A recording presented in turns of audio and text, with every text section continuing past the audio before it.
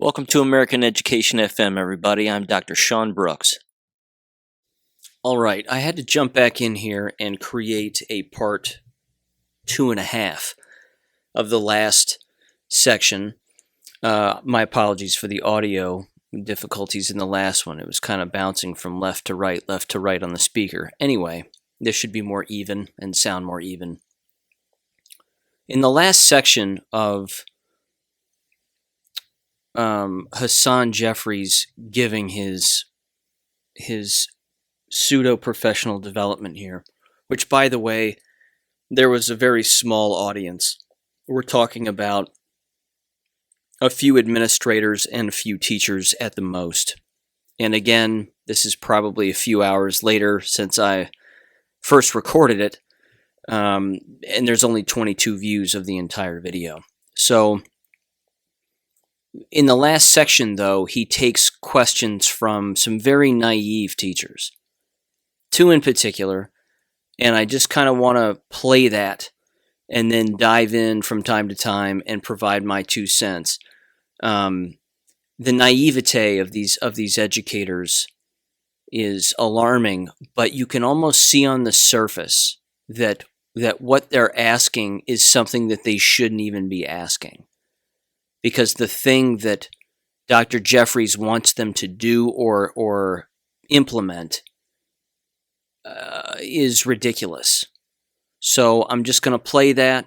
Again, I'll dive in from time to time. This will be much shorter. It's not going to be a 50-minute long thing, but here we go. I'll cut it off. Go ahead. Okay. I was just wondering, I know that like an issue that's been talked about is disproportionately disciplining minority students. And like even within my own school, I know that I typically do see more of like my African American students staying in from recess with me even in the past. And like I guess I'm just wondering, what ways might my behavior management techniques be ineffective with this? Because I feel like I have these really strong relationships with the kids. And, when we talk about it, like we have good conversation about choices and stuff. Mm-hmm. But then it seems like a cycle that repeats. And I don't want that. Yeah. It's hard to say. Well, how old are the kids that you? Fifth grade. Fifth grade. Fifth grade is hard to say. Yeah, fifth grade is hard. Anyway.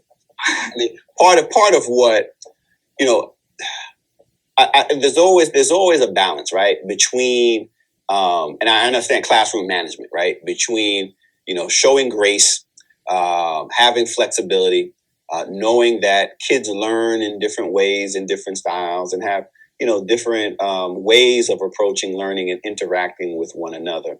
There has to be, you have to maintain order. I get that, right? I totally get that in the classroom. I think part of, and the way you do that is by sort of, the firm, setting the standard, setting like, this is what we do. This is what we don't do.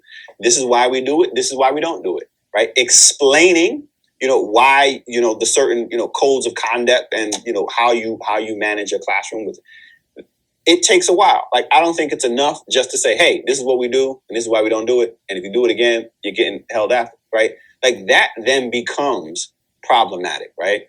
And I think what you're doing, Nicole, you said, you're having these conversations. Like, that's what you do, right? You have the conversation. So students understand, well, what's the problem here, right? Because we also have different standards in different classrooms, right? I mean, just because we're human beings, right? We operate differently. We interact with children differently. And so making clear what your expectations are, what your standards are, and not being so quick, not saying that you are, but in general, not being so quick to send a kid, to give them that harsh disciplinary punishment. We know for a fact, the Justice Department did a study just a couple years ago, and they were like, this disproportionate disciplinary action is occurring for children of color in preschool. So that means that this isn't just what kids are doing. What we're doing is projecting onto kids motivation and intent. Projecting onto kids, there's that kids word again. No, they're students. Projecting onto students motivation and intent. No. That's not what's happening.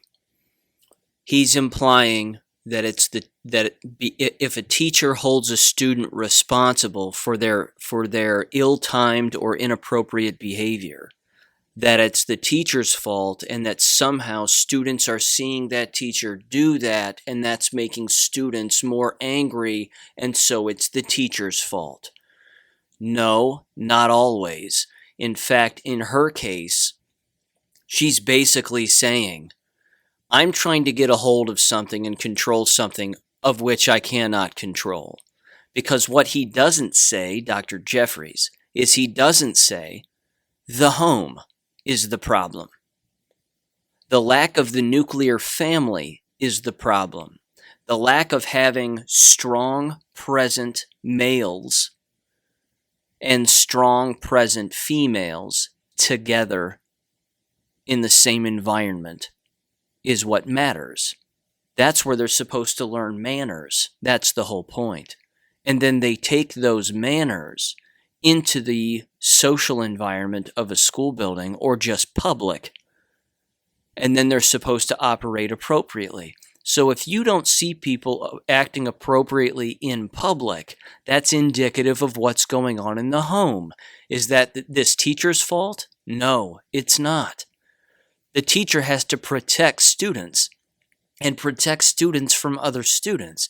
If she has students that are misbehaving, and it just so happens that the vast majority of them are black, that's not her fault. That's not other people's fault who work in the building.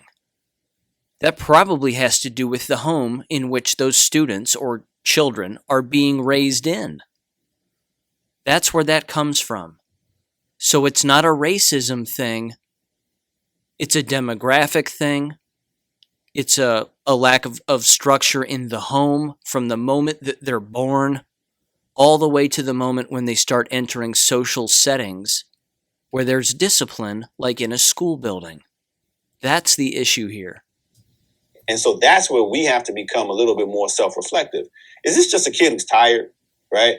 Or is this a kid who is purposely trying to be disruptive, right? I mean, like that's where we have to, do a little bit more of our, a little bit more introspection on ourselves. Like if this kid was a little white girl, we just give her a little bit more grace than if it's a young black boy, right? I mean, so there now some of it maybe this kid just acting up, right? Like, okay, I'm okay with dropping the hammer, right? Not dragging him out in handcuffs, right? But being strong and firm. You got to maintain control of the classroom. But I think we do have to, in our individual cases, like, okay, am I just reacting to this, right? Am I defaulting back because I'm in some of a stressful situation? I don't have the time to have a deep introspective thought. But am I just reacting to this, or is this just a kid who's just tired, right? Or is this a kid who's just expressing themselves in a different way? And so I think if we're just, as you said, two things: talking to the kids, being clear about what the expectations are, and setting those expectations high. Kids will rise to high expectations if they believe that the expectations are being set not to punish, but to advance them, but to help them. They will rise to that no matter who they are. And I think they have to be aware of that. So we share the expectations with them. And then before we jump to a conclusion, we have a little self-check-in. Like, all right, this is how I feel like reacting, but is that fair? And then I think, we can move away. One of the things that becomes difficult, though, is that you're also not interacting with your kids just in isolation. So sometimes we see children, and this is why that preschool thing, right? You're disciplining kids at this early age. When kids, any child, but especially we see it more often with children of color, that when they're told that they are a disciplinary problem, then they will become a disciplinary problem, right? And that will carry over from class to class to class, because and many times we see that's a way for them to get the only attention that they get. And again, there's a lot there. The first thing is that if it's happening in preschool and they're acting out in preschool, that's usually because there's no discipline in the home. By the time they reach preschool and they don't know how to behave, in many cases, I'm not saying it's too late. It's not too late, but there has to be appropriate discipline and manners teaching in the home. It's not the job of the school to raise a child. That's the difference here between the two of us on this entire wavelength. I know it's not the job of the school to raise a child, because school isn't the parent, the child is not the child of government. It's the family's job to do that. Now, the school can communicate with a family and say, we have a problem here. This is a social setting, we're in public, your child is behaving this way, that's not going to work out for this environment. They're not looking at the parents and saying, your child is a criminal, he's going to be a criminal because he doesn't know how to behave, he's going to be a criminal, there's no hope, just send him straight to jail, that way he doesn't hurt anybody else. That's not what's being said. But this is also in Erik Erikson's 8 stages of psychosocial development. If you're unfamiliar with that, please look it up. By the time a child reaches a particular age, there's already supposed to be things that have already been accomplished. That way, when they move on in their development, they carry those with them. But if they don't have them from the time they're a child, they end up being adult babies. And adult babies break the law. And adult babies go to jail. That's the way that works. So this poor teacher is trying to control a societal thing and a lack of a nuclear family thing for which she has no control over. She has no control over that. I mean, so that becomes, so you can be saying everything right? But then that breaks down because of what else is going on in somebody else's classroom or how they're being treated in the hallways or else. So part of why it becomes a challenge is because it has to be a collective effort, right? I mean, it has to be a school-wide sort of approach to say, okay, let's look at our numbers, right? Let's look at what we're doing. And if we see something askew, we know that we have to buck these trends. And then how can we do that collectively? So we're not putting these kids in this cycle of discipline that then leads them not to want to learn. So I know you talked about like setting the high expectations and the power of language. Is there any language, like you gave examples with, instead of slave owners, people who enslaved other people, with setting those high expectations and stuff that you've seen be especially effective? Oh yeah, you could just say, I think you're smart. I know you're smart. The positive affirmations. You don't know how many times, Black children have never been told that they're smart, right? I mean, just literally that's what I'm saying, the negative stereotypes, those positive affirmations. I believe in you. I know you can do this. I mean, that helps every student, but it especially is important with children of color because they don't hear it. They don't see the signals like on television and the ways in the larger society is not signaling to them. Like, you don't need to tell them that they're a good basketball player. Like, I bet you're good on the basketball court, right? They get that all the time. But they don't have, you know what? I think you're a really good reader, right? I mean, those positive affirmations are so important because what will that then do? That then moves you as the instructor into a different category. And what category is that? Did you hear what he just said? Again, he doesn't say the family. He doesn't say it's the family's problem. This is the family's issue. It's the family. It's the breakdown of the family. Not the school, not the teacher, the family. He now wants teachers to be the parents of parentless students. That's what he's asking. He's saying, start being the parent because they don't have parents. And then, of course, he makes it about race again. And then he covers his backside and says, but it's not, it's not all Black children, or it's not all whatever, Black Americans. Right. It's a human being thing. It's a human development problem. That's what this is. But it's not the role of the teacher to play parent. That's not the point. They can provide simple guidance and education and teach them things. And yes, positive affirmation, sure, when they're warranted. But it's not their job to raise them. Like Miss Nicole, like she's somebody who actually believes in me. So I'm going to pay attention a little bit more. A lot of the actual disciplinary problems, like a lot of stuff that kids get disciplined for are not actually disciplinary problems. Like that's projection stuff, right? I mean, that has more to do with us. But sometimes you do have real disciplinary issues, right? That if they're not created by the outside of the classroom, right? It's because kids have built up this expectation that that's how they are to act and perform, right? It becomes performance, and we reinforce it. But when you break that down with those positive affirmations, right, then I think you begin to see the children, wanting to meet those new expectations, which isn't just, I'm not going to act up, but I'm going to do my best. And that's what we want. Like fifth graders, I mean, in essence, you got to give them these intellectual hugs, right? Like tell them, I'm with you. I'm on your team. I want you to do this. I believe that you can do it. So it's not always just I want, but I believe, I see it. I've seen it in you, right? Like that then translates into those disciplinary, ameliorating some of those disciplinary issues. Thank you. That's helpful to think about how my language could change there too. Yeah.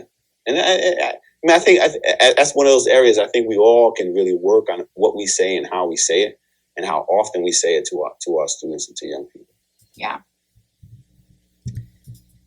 The simple fact that she's asking this question to is really indicative of the failure of her teacher education program.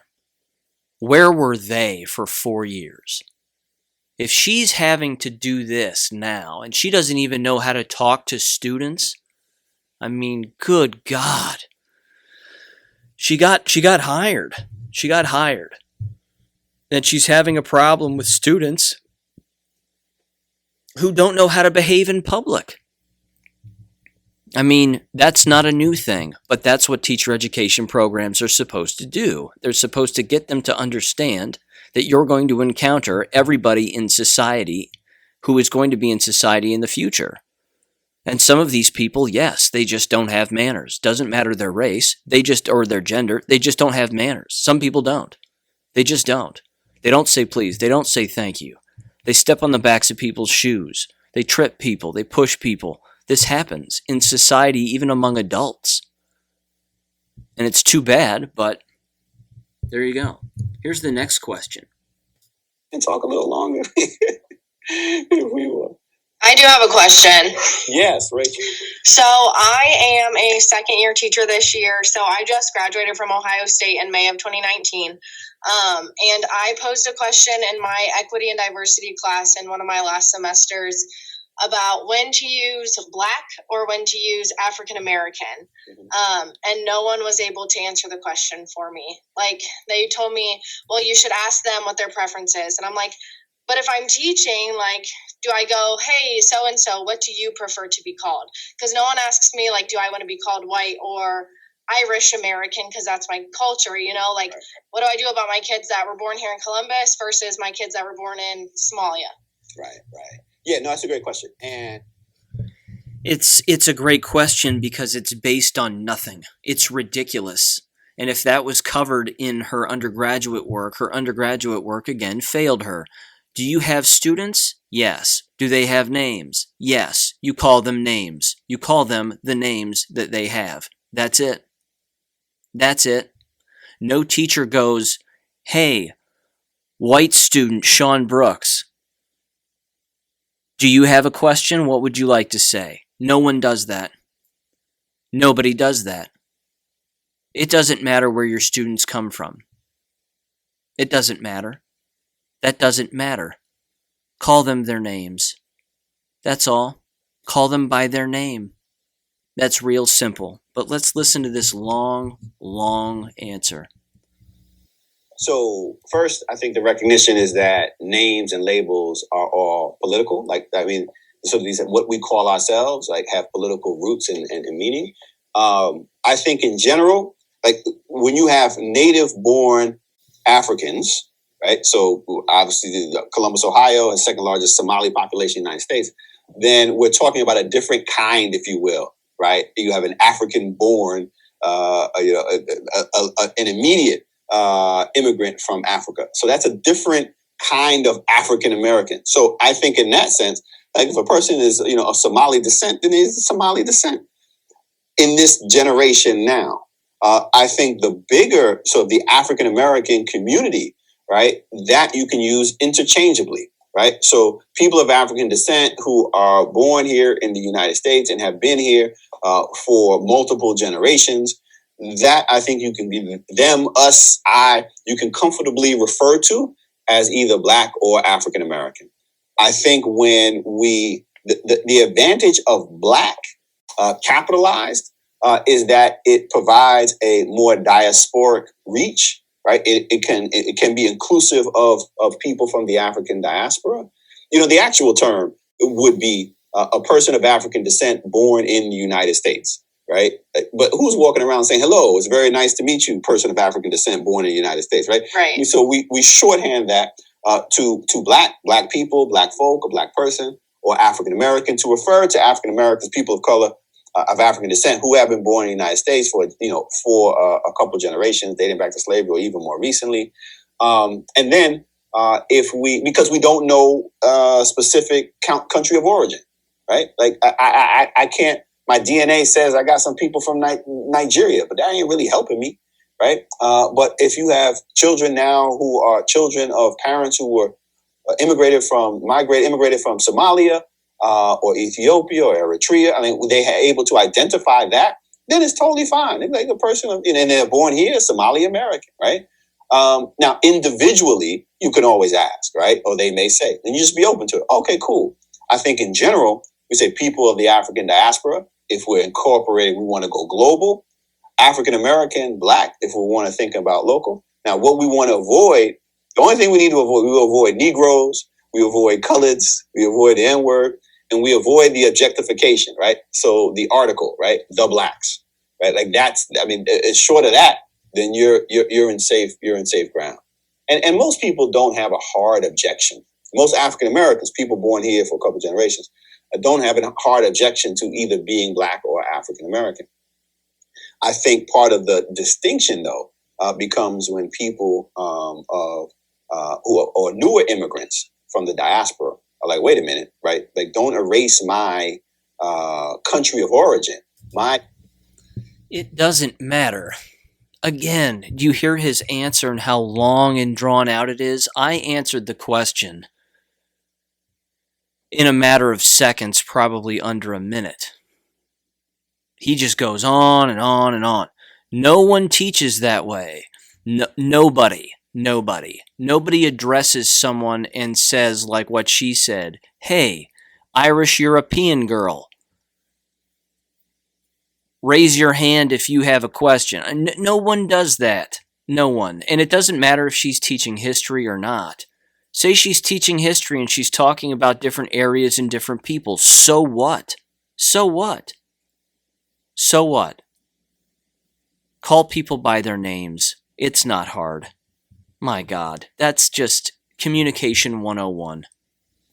Country heritage that I'm able to identify, right? Like, we don't want to do that. And so there you get a little pushback. We want to acknowledge that. But then, what they may not know that we do know is that very soon they're going to be very Black. They're going to be very African American, right? Because this is the way race and racial identity gets formed in America going forward. So not right now, but in due time. So it's a good question. Thank you. That helps. Yeah, no problem. So maybe one more, Nicole. That last question you had. Yeah, if nobody else wants to ask something. Okay. So just like over the last few years, I feel like I've been becoming more aware of like these racial and cultural issues. And it's still something where I feel like I don't know how much I don't know. And so I guess just with wanting to, even just be the best citizen and like person I can possibly be, but wanting to be knowledgeable of these topics for my students. Do you have not only some just initial thoughts on like ways that we are still limiting the opportunities of minorities and African Americans in general, but also some recommendations for like as an educator, some resources I could go to really start bettering my own practice and just my personal knowledge of the topic. Yeah. So as an educator, I think I've done a lot of work the last couple of years with teaching tolerance. I'm not sure if you're familiar with them out of the division. I've heard of it. Yeah. Familiar with it. Okay, yeah, check it out. It's a division of the Southern Poverty Law Center. It's their educational arm, and they do wonderful work and produce a number of materials for culturally responsive pedagogy, and not just sort of what to do, but then also resources and materials. I'm glad he mentioned that. Teaching tolerance. The teaching tolerance stuff is the social and emotional learning garbage that is also Marxist. And I'm calling it garbage because it doesn't seek to actually teach the individual how to behave in society with manners and be law-abiding and what have you. It spends the entire school day teaching them how to behave because, again, they aren't being taught in the home. So the government says, we'll teach you how to behave. We'll teach you how to do that. Leave it to government and we'll do it. And they don't teach them reading, writing, and arithmetic and critical thought. They're not teaching them that. The Southern Poverty Law Center, too, is about as corrupt as it possibly gets. They're a Marxist organization. That's what they do. Do what we say or else. We will push our curriculum on you. You will do it. You'll get a kickback if you teach it. And then there you have it. What this young teacher is having a hard time with is how on earth could all of these students that she has not know how to behave in public? And I've already talked about that. She needs to read Dr. Thomas Sowell. She's never even heard of him, probably never even touched one of his books. That's the first problem. That's the first problem. Because she would already know about the destruction of the nuclear family, in particular, since he's mentioning race, the destruction of the black nuclear family as a result of Lyndon Johnson's welfare state and the economic circumstances in the 50s and 60s that destroyed the nuclear family. She would know about that if she was being taught accurate history. And this guy's a history professor who probably at one point was a school teacher for maybe a couple of years at the most of his entire life. And then shot right up the ladder for a variety of reasons, I'm sure, some of which I'm sure are political. And his brother's tied in too, and there you have it. But there you go. So let's listen to the rest of his answer. I teach about bias and the like. So I would encourage you to check out Teaching Tolerance in their website. All their materials are free. They got videos and films, stuff that you can use in the classroom, but also educator resources. I've been doing a podcast with them for the last 3 years on teaching slavery and teaching civil rights, teaching hard history. I mean, so there's a number of sort of resources and materials that I would recommend, and recommendations and books, and they host webinars. So that's a great sort of resource. I mean, I'm not. It's focused on K through 12, and I read all their stuff all the time, and so they're wonderful. The Zen Education Project is also has a number of resources available through its websites. And ZINN. ZINN, Zen, ZINN, and then / Teaching for Change. If you Google, like, they have like wonderful stuff on social justice and anti-racism materials and book recommendations, especially for young learners, so that 4th grade, 5th grade, 6th grade, and materials. So I think all of that, I think those are two great places to start. And you'll get some really good resources, frameworks for teaching, and the like. What was that first one you said? Teaching Tolerance. Thank you. Teaching Tolerance, and stuff for your various subjects, right? So it's not just history and civics and social studies. It's how to talk about issues of today, immigration and the like, presidential election. All these issues. They produce wonderful material on that. So. No. Oh my. These two girls, again, thank God it's only two of them, but they're writing it down with such rigor and intense looks on their faces. No, don't. It's race baiting. It's race hustling. That's what Teaching Tolerance is. That's what the Southern Poverty Law Center is. That's what all of this is. It's race hustling. Racism is a problem, so you need to teach it in the classroom. Don't teach math. Don't teach them how to read and write. Don't teach them about economics. Don't teach them about anything like that. Don't teach them about the strength of the nuclear family. Don't do that. Teach them about racism and racism and racism. Racism will get you down. It'll keep you down, and there's nothing you can do about it. That's what those programs seek to do. End of story. And it's too bad. It's just really too bad because, again, thankfully it was only 2 educators sitting in on this, but wow.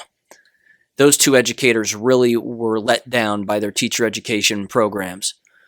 And as you heard, at least one of them went to Ohio State. So there you go. That should tell you something about Ohio State's teacher education program right there. Thank you for listening to American Education FM. Don't forget to check out AmericanEducationFM.com, where you can make a small donation or even email us and be a guest on the podcast. Until next time, never stop learning, never stop reading, and never stop unlearning. Thanks for listening, and God bless.